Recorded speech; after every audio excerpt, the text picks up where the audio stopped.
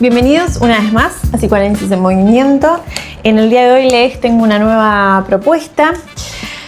Vamos a ubicar 3 mitos, ¿sí?, en relación al concepto de deseo, ¿sí?, el concepto complejo y potente que tiene la idea de deseo en psicoanálisis.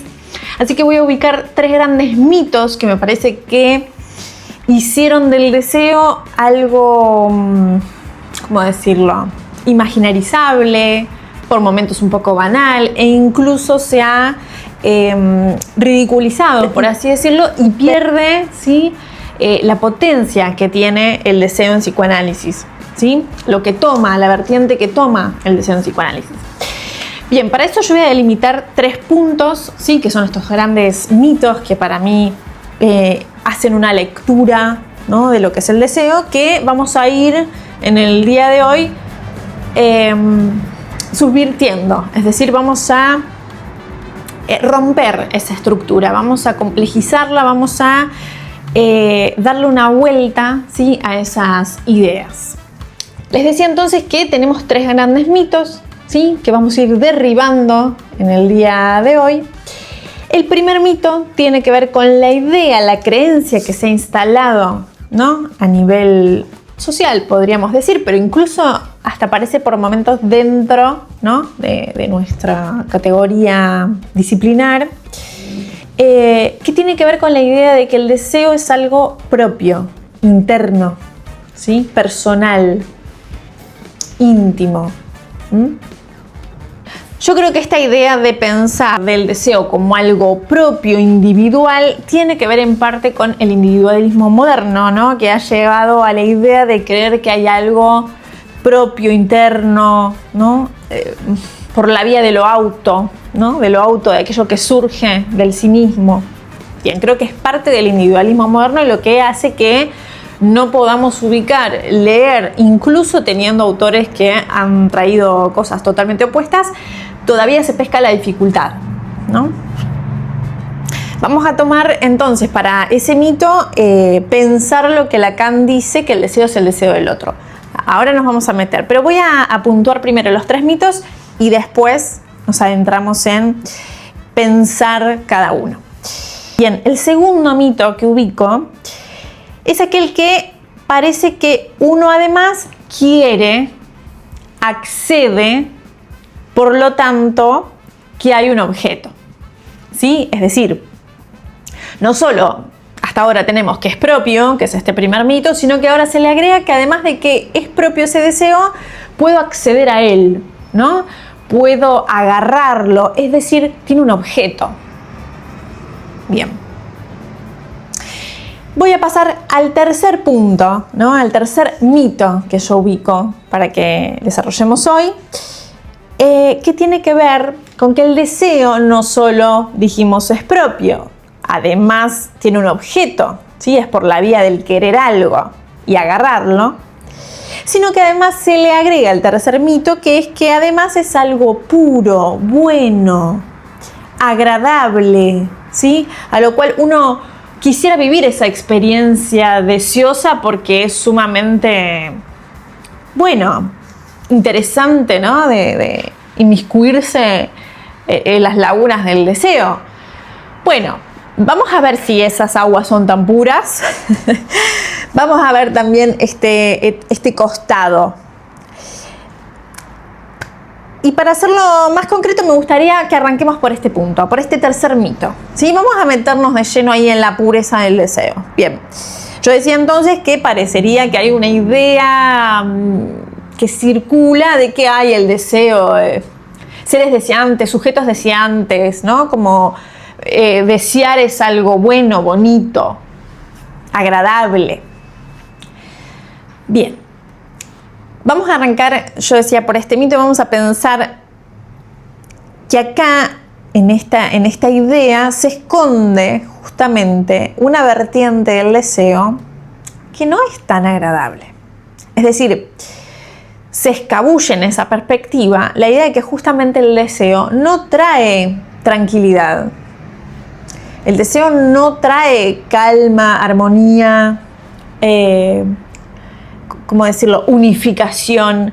Por el contrario, para el psicoanálisis, y no solo para el psicoanálisis, porque podemos remontarnos incluso a ideas muy previas de lo que se entendía de deseo, me refiero a pensar, por ejemplo, grandes ramas de la filosofía, e incluso los griegos, hablando de los mitos, ¿no? Ya en esas lecturas, ellos ubican ya muy bien que hay algo, si bien no lo dicen en términos que podemos nosotros ahora usar, por ejemplo, con Lacan, si bien no lo nombran de esa manera, sí hablan de cierta división. Hablan de cierto corte que introduce el deseo. Y que incluso es trágico, ¿no? Para los griegos. Digo, no es una experiencia placentera. Entonces, remontándonos a estas ideas, y vuelvo a lo mismo, pensando incluso con lo paradojal que portaba Freud, ¿no?, respecto del deseo, también tomando sin duda lo que dice Lacan, vamos a ubicar que entonces el deseo, lejos de ser algo agradable, que uno quiere vivir porque es lindo desear, nos divide. Es decir, produce una división subjetiva, produce una contradicción, produce en uno la sensación de que más que se vuelve todo agradable y armonioso, se empieza a romper todo. Es decir, no parece que cause, ¿no?, una sensación de tranquilidad. Por el contrario, divide, es inquietante, ¿no? Es decir, cuando alguien está deseando, por así decirlo, o está inmiscuido en las aguas deseantes, no está en una situación agradable. Está atravesado, ¿no?, por contradicciones. Produce la división subjetiva. Cuando nosotros hablamos en psicoanálisis de división subjetiva y nosotros decimos, por ejemplo, que el deseo divide, es porque marca una contradicción en donde uno no siente que la cosa cierra, por así decirlo, ¿no? Bueno, que la cosa parece que cierra, ¿no? Entonces parecería que, por ejemplo, quiero tal cosa, la obtengo, accedo a eso y qué agradable es la sensación. Pero cualquiera que haya experimentado el deseo, nada de eso es así. Es decir, uno no siente que... primero que no siente que se encuentra con algo en particular. Es decir, no siente que está agarrando algo como si lo pudiera captar. Y tampoco siente una sensación de tranquilidad, ¿no?, y armonía, sino que por el contrario empieza a hacerse preguntas, a ponerse un poco inquietante, a alarmarse, ¿sí? Y ahí podemos introducir lo interesante que va descubriendo el psicoanálisis en su fundación, ¿no?, con Freud, que es que justamente el neurótico se defiende del deseo. Es decir, si se defiende es porque ahí hay algo ahí que se vuelve inquietante, no que se vuelve armonioso y tiene ganas de vivirlo, sino que es algo de eso lo que quiere acercarse, pero a la vez no quiere saber nada, es decir, le produce contradicciones, ¿no? Esto lo podemos notar muy bien en aquellos encuentros donde se ve sobre todo en relaciones, por ejemplo, en aquellos amantes que se están conociendo, ¿no? Podríamos pensar, y es muy claro como allí, cuando hay algo del deseo puesto en juego, no quieren saber nada con el otro, es decir, lo que más quieren es que esa persona no les guste. Es decir, encontrarle algo malo, decir esto no puede ser, más que lanzarse al objeto. Al contrario, se defienden, ¿no? Empiezan a armar teorías, se ponen por momentos investigadores del otro respecto de qué quiere de mí, ¿no? Y entonces, ¿y yo qué soy? ¿Y qué soy para el otro? Empiezan a angustiarse. Es decir, no genera una sensación agradable, linda, ¿no?, que vendrá en todo caso si algo del amor puede hacer de colchoncito a ese deseo, pero si no, la verdad que la sensación deseante es bastante angustiosa, ¿no?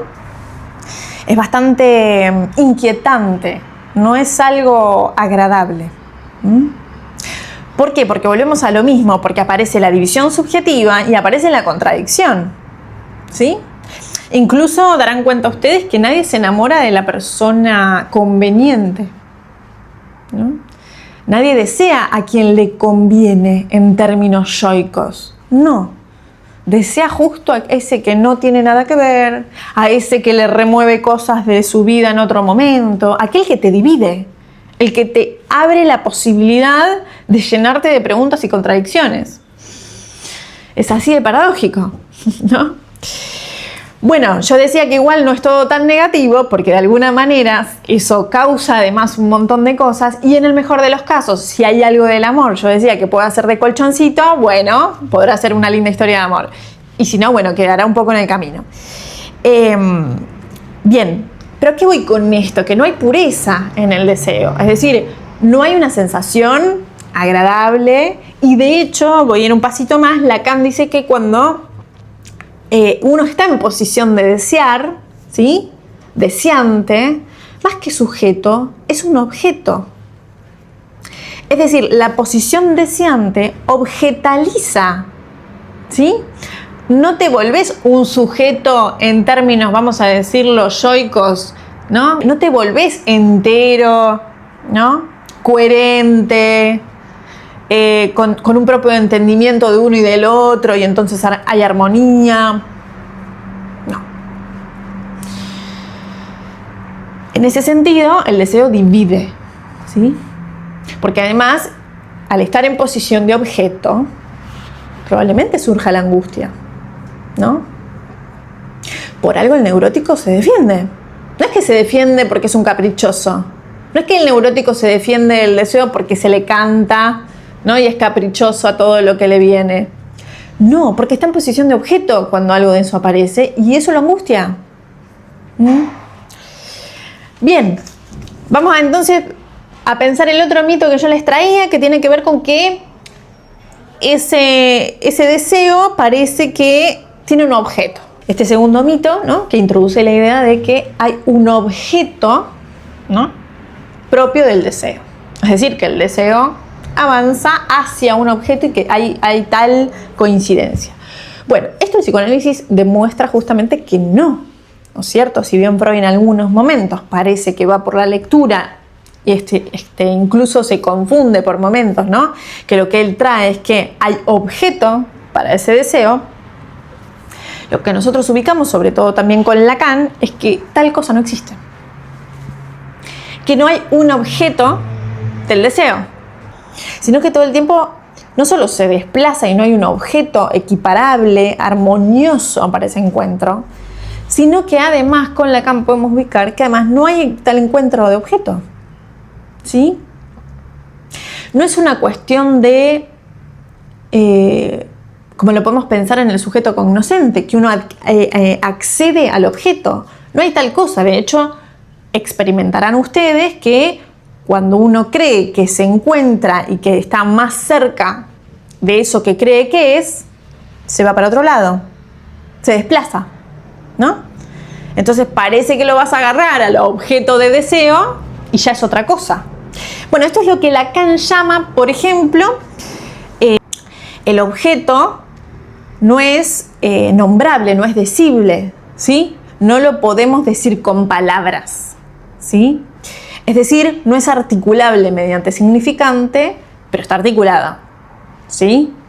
Es decir, no podemos nombrarlo, no podemos decir yo deseo tal cosa, porque ya una vez que mencionás que eso es lo que vos deseás, por así decirlo, ya se convierte en otra cosa, por propio desplazamiento significante, ¿sí? No lo podés agarrar, no lo podés agarrar. En este sentido es que el deseo es paradojal, ¿no? Porque no solo entonces introduce contradicciones, preguntas, uno se defiende, ¿no? O el neurótico se defiende, sino que además no es algo que uno pueda decir, ¿sí? No es algo que uno pueda decir concretamente, uno lo va bordeando, ¿no? Lo va bordeando, lo va incluso, ¿por qué no?, redescubriendo en cada escena, pero no es algo que alguien pueda decir, es esto, ¿sí? Eso no quiere decir que por momentos esta vertiente más imaginarizada del objeto pueda incluso generar que haya objetos, ¿sí?, que puedan ser condición de deseo, ¿no? Porque también es cierto que hay un costado en donde puede situarse en algunos objetos, ¿no? Como si se localizara, se puntualizara ahí, lo cual es cierto, es decir, hay cierta fijeza, ¿no? Pero con esto lo que estamos diciendo es que justamente eso va a ser algo que se va a desplazar, ¿sí? Y que va a tener cierto movimiento. En este sentido, no se trata de algo que uno quiera en términos de que lo pueda nombrar, ¿sí? Eso no quiere decir que no haya objetos, ¿no?, que cumplan cierta función que parecen que tienen que ver con aquello que uno puede acceder y los logra y los concreta, ¿no?, y los quiere. Por eso yo les decía que en parte hay algo de este mito interesante a trabajar, porque nosotros los analistas tenemos que tener muy claro que no se trata entonces el deseo de conseguir cosas, de tenerlas, ¿sí? Tal como por ejemplo nos vende el mercado. Digo, el mercado captó muy bien esta lógica del deseo, ¿se dan cuenta? ¿Qué hacen? Te ofrecen objetos, ¿sí? Todo el tiempo, ¿no? Nos ofrecen objetos que después, supónganse, sale el último modelo del celular, bueno, todos salen corriendo a comprar ese último modelo de celular y al tiempo siguiente aparece otro modelo nuevo de celular, ¿no? Y eso ya queda obsoleto y entonces está la necesariedad, ¿no?, de que todos vayan, ¿no?, persiguiendo el otro objeto, ¿sí? Y la sensación propia de cualquiera que consume, que es, tengo un objeto, pero no me satisface, ¿no? Hay algo de la necesidad del otro, ¿sí? Bueno, ese desplazamiento el mercado lo pescó muy bien, lo usa a su favor, ¿sí? Le sirve, digamos, esa lógica. Bien, decimos entonces nosotros que es paradojal el deseo, ¿no?, que tiene estas vertientes que no tienen nada de armonioso, ¿no? No es algo tampoco que alguien acceda en el sentido de que, de vuelta, una vez que incluso parece que uno se acerca a eso ya enseguida tomó otra forma, ¿no? No lo podemos agarrar, no lo podemos nombrar. No es articulable, dice Lacan, pero está articulado al lenguaje.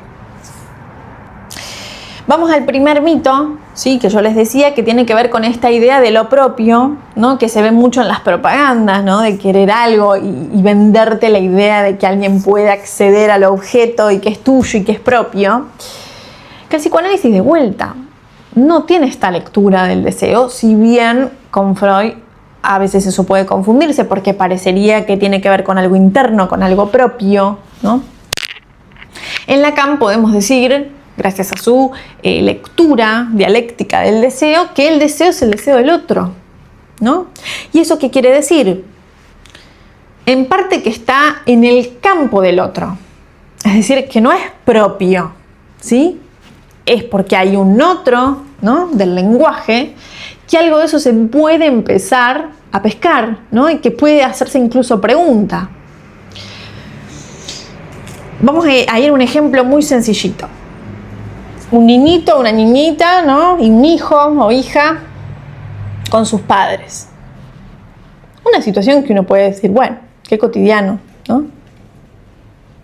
La madre o el padre se ausentan por momentos. A veces están, a veces no están, a veces están enojados, a veces están contentos. En el mejor de los casos, no son constantes en sus demostraciones, supónganse. Bien, esta intermitencia, en uno de los mejores casos, podría producir en un hijo la pregunta de ¿qué me quiere? ¿No? Si no está todo el tiempo presente, si no está todo el tiempo siendo coherente, si no está todo el tiempo ahí, si hace cierta intermitencia, hay lugar para preguntarse sobre el deseo. Si no hay intermitencia, no hay lugar, ¿no? Sabrán ustedes también esta lectura de que el deseo es más que todo ausencia. Es decir, es justamente en los intervalos, no en la constante. Nada que es tranquilo está del lado del deseo. Entonces, en esas intermitencias, alguien puede preguntarse, este hijito, esta hijita, ¿qué me quiere? ¿Me quiere? ¿Qué soy yo para el otro? ¿Se dan cuenta esta posición que sin duda va a dar lugar al fantasma, que es algo que va a desarrollar Lacan también, respecto de el que me quiere, ¿sí? Es decir, puede instalarse la pregunta, no solo la pregunta, sino que además el sujeto del inconsciente se hará una respuesta sobre eso. Pero en principio está abierta la posibilidad de que sea una pregunta. ¿Qué me quiere? ¿Qué soy yo para el otro? Fíjense que la respuesta que se dará fantasmática es que es un objeto. Bien, no nos vamos a meter ahí, pero sí va en la línea de lo que estamos ubicando, ¿no es cierto? Respecto de lo paradojal del deseo, ¿sí? Y lo inquietante que es, porque fíjense que instala la pregunta, ¿sí? Instala eso justamente. No tiene nada de agradable, no tiene nada de tranquilidad. No, te pone a laburar, te pone en contradicciones, te pone en preguntas, ¿no? Y en donde además te volvés un poco un investigador de ¿qué me quiere? ¿No es cierto? Hay algo también súper interesante de esto que es pensar, ¿no? Esta lógica que me parece que es muy de la mitología griega, también la tenemos como que el que empieza a desear, ¿no? En esto que estamos mencionando, también está como alerta. Hay algo de la mirada que se pone en juego en el deseo, ¿sí? Que tiene que ver con, no estás dormido, tranquilo, pacífico, estás despierto, estás como alerta respecto de qué me quiere, ¿no? Y dónde está la lógica deseante, en qué sentido, dónde estás inmiscuido, ¿sí? Es como si te abriera los ojos, por así decirlo. No te lo cierra, no te da tranquilidad. No es que te tapás y no ves nada. No, te abre la posibilidad de que veas y te hagas preguntas. Por eso es inquietante, por eso es bastante desesperante. Darán cuenta que no tiene nada de armonioso. Ahora, también es cierto que hay pacientes que vienen justamente, porque acá está la paradoja, justamente hay pacientes que vienen a análisis porque algo de ese estanque que están sintiendo, es decir, que justamente no están sintiendo ningún movimiento, ¿no? Que sienten que quizás su vida está un poco monótona, gris, no hay como pimienta. Ok. Y tienen ganas de sentir, ¿no? Eso que produce el deseo. Y después tenemos también casos donde ya vienen con que algo del deseo apareció, ¿sí? En el paciente y justamente lo desespera, justamente lo angustia, justamente lo pone en alerta, ¿sí? Lo inquieta, no es algo que le agrade la sensación. Se dan cuenta que no tiene nada de armonioso en ese sentido el deseo. No es algo tan lindo que alguien se lanza a hacerlo como si fuese un encuentro maravilloso en una película de Disney. No es así. Bien, entonces estábamos en el primer mito donde nosotros estábamos ubicando esta cuestión de que el deseo es el deseo del otro, ¿no? Para Lacan, no es propio en principio. Se da en el campo del otro porque de ahí surge. Y ahí me parece que está buenísimo que pensemos la idea de inmixción de otra edad, que a mí me parece fabulosa en Lacan, que tiene que ver con no detenerse en si es de uno o si es del otro, ¿no? Esta cosa que por momentos parece que uno se puede preguntar, ¿y pero yo quiero o en realidad quiere el otro? ¿Y pero lo que yo estoy haciendo lo hago por mí o por el otro? ¿No? Uno entra de pronto en alguna de esas preguntas. Y es engañoso, porque en psicoanálisis nosotros sabemos que el deseo se da en el campo del otro, no es algo que uno puede decidir, elegir. Se dan cuenta que todo lo que yo estoy trayendo es que uno no está eligiendo, no está siendo libre respecto de esas decisiones y tomas de postura, es decir, que siempre se da en el campo del otro. ¿Se dan cuenta? No es algo que a uno lo ponga en un lugar armonioso de unicidad, de unificación, como puede, por ejemplo, el yo hacerte sentir, ¿no? Que vos elegís. Por eso yo decía, esto es muy propio del individualismo moderno, ¿sí? De Occidente, que creemos que hay una unificación, ¿no? Hay un sí mismo. Pero fíjense que justamente el deseo viene a romper toda esta lógica que es sí mismo, sí, está lleno de contradicciones, preguntas, en posición de objeto. Además totalmente preguntado y anudado a ser objeto del deseo del otro, ¿sí? Ser objeto del deseo del otro, captar algo del deseo del otro como si se pudiera, saber sobre el deseo del otro. Por eso esta cuestión de la vista, ¿no? De la mirada, mejor dicho. Querer ver, ¿no? Curiosear respecto de qué desea el otro, ¿no? Eso intriga. Bueno, verán que es movimiento. No hay nada pacífico. Ahora, ¿es todo malo? ¿Vamos a catalogarlo de algo tremendo? No nos interesa entrar en moralismos, pero sí tenemos que pescar la potencia que tiene el deseo. Y lo interesante de esto es que te pone en movimiento. ¿sí? Que no es un lugar cómodo, que no es un lugar en el que uno puede sentirse tan a gusto, pero lo cierto es que te pone en movimiento y que incluso te lleva a revisar y pensar las causas del deseo. Y ahí, bueno, nos adentramos en otros grandes terrenos, ¿no? Del deseo. No quiero profundizar en otros conceptos, ¿no?, que en psicoanálisis tomamos, como por ejemplo el deseo del analista, porque bueno, eso es muy propio de la jerga de los analistas, pero sí quería que ubiquemos, ¿no?, estos tres grandes mitos del deseo, ¿no?, para que nos permitan complejizar la lectura y entender que no es algo tan armonioso. Lo cual con eso no quiere decir que sea algo malo, ¿no?, sino que es algo que, bueno, nos atraviesa y hay que darle el lugar que le corresponde, ¿no? Incluso yo diría con la seriedad y diversión a la vez que tiene y la potencia que tiene ser deseantes, por así decirlo. Bueno, nos vemos entonces en el próximo video. Gracias.